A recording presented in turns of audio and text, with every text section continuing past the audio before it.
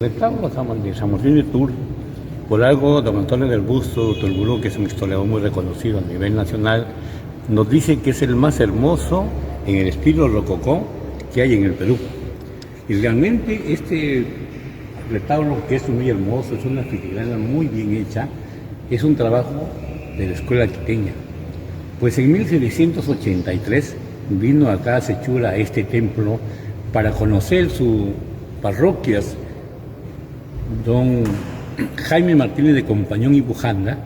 Él era justamente el arzobispo que se hacía cargo de la diócesis de Trujillo, porque pertenecíamos a Quito. Al crearse esta diócesis, él recorre todas las parroquias desde el norte, de Trujillo hasta Tumbes, y precisamente viene con unos acuarelistas.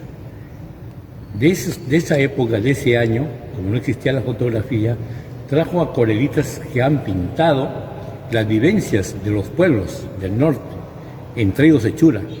Y hay varias acuarelas que deben ser alrededor de 40 acuarelas que pertenecen a la vivencia de los pueblos de Sechura, de sus alrededores.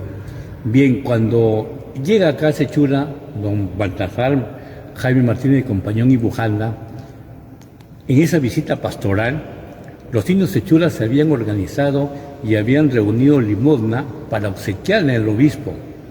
Pero cuando el obispo llega acá a Sechura, no encuentra retablo. Aquí donde está actualmente, ese se llama el muro testero, pues detrás solamente hay un mural, ahí existe el mural, ahí está la pintura antigua que había previo al retablo. Como no encontró retablo, entonces con ese acto de desprendimiento, él deja las limosnas que le habían ofrecido para que se mande a hacer un retablo.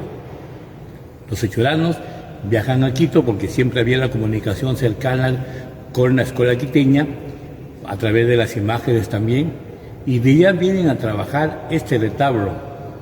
Existe el libro de fábrica, que estuvo aquí justamente en la sacristía. Quien habla fue acólito. He visto esos libros, eran muy antiguos, pero el año 83, después del fenómeno lluvioso, el arzobispo Cantuarias decidió formar el archivo departamental y reunir toda la documentación que había en las parroquias.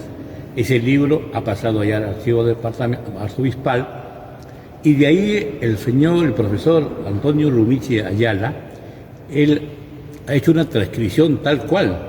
Ahí se detallan las libras de cola que se utilizaron, la cantidad de libras de clavos que se utilizaron y la cantidad de pies de madera.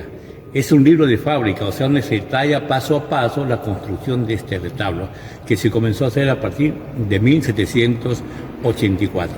Realmente es una joya, es algo muy hermoso lo que tenemos aquí. Los sechuranos es un orgullo tener esta reliquia aquí, precisamente, pues reitero, don Antonio del Busto la cataloga como la más hermosa en todo el Perú, del estilo rococó.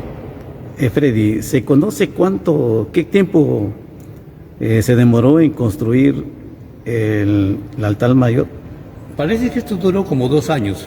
Como repito, hay un libro de fábrica, el profesor Antonio Rumichi ha hecho la transcripción.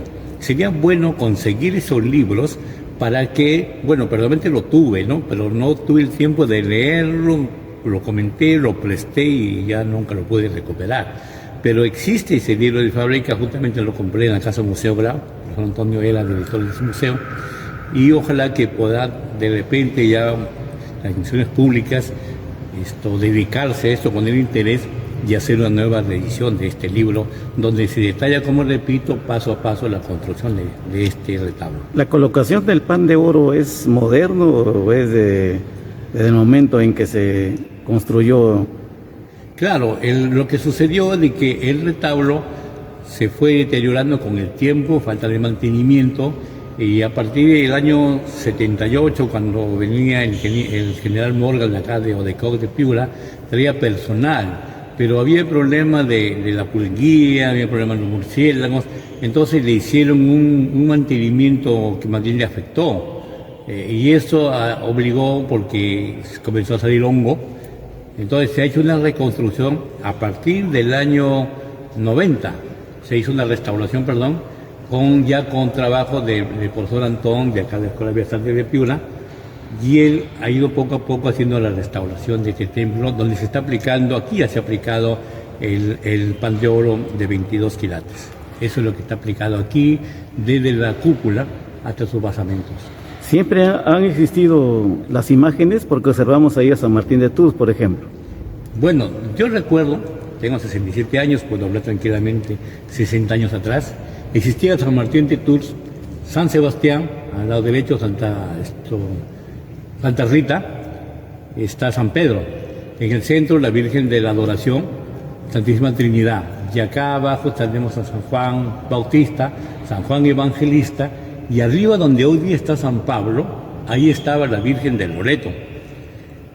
Éramos la única iglesia en el norte que tenía la Virgen de Loreto. Bueno, la Virgen de Loreto se desapareció.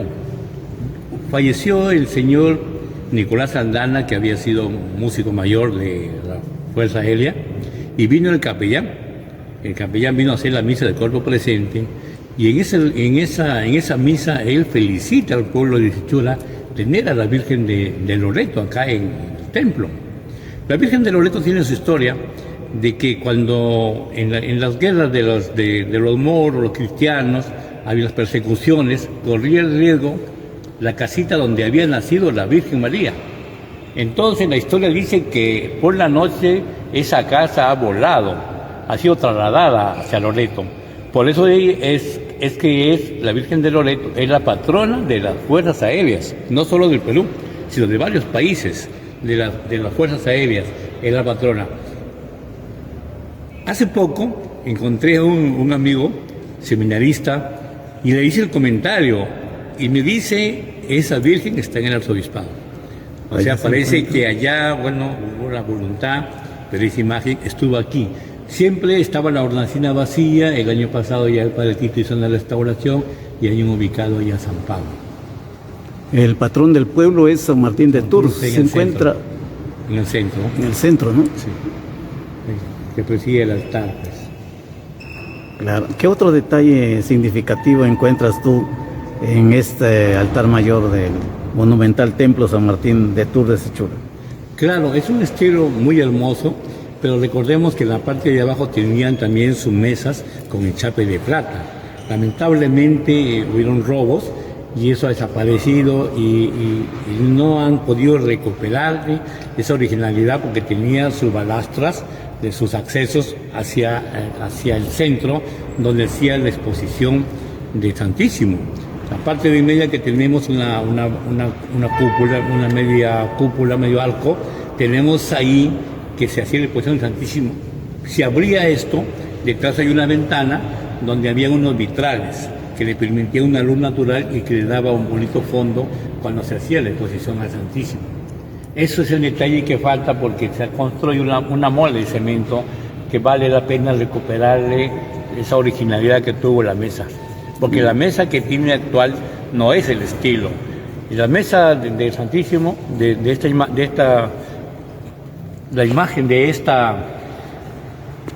mesa de este sagrario es similar acá. Permíteme, Gonzalo. Aquí hay una similitud de altares. Santo Cristo con el altar mayor. ¿Qué pasa? Los que hicieron el altar mayor son los mismos que hicieron el altar de Santo Cristo. Por eso tú ves el mismo estilo, el mismo trabajo. Y ese es el tipo de mesa que tienen esos retablos. Porque antes aquí se consagraban las misas, se realizaban las misas. Aquí en esta cavidad se ponía la piedra de ara. Los curas, al celebrar una misa, lo hacían en antes de espaldas al público, dirigido hacia Cristo, y aquí estaba la piedra de ara, que es un mineral, una piedra donde se ponía el cáliz para hacer la consagración. Similitud encuentras de esta mesa, Santo Cristo, el cautivo, Mercedes, San José, tienen ese estilo, y eso es lo bueno que tendría que recuperar para complementar el retablo mayor. Muy bien, gracias, Freddy.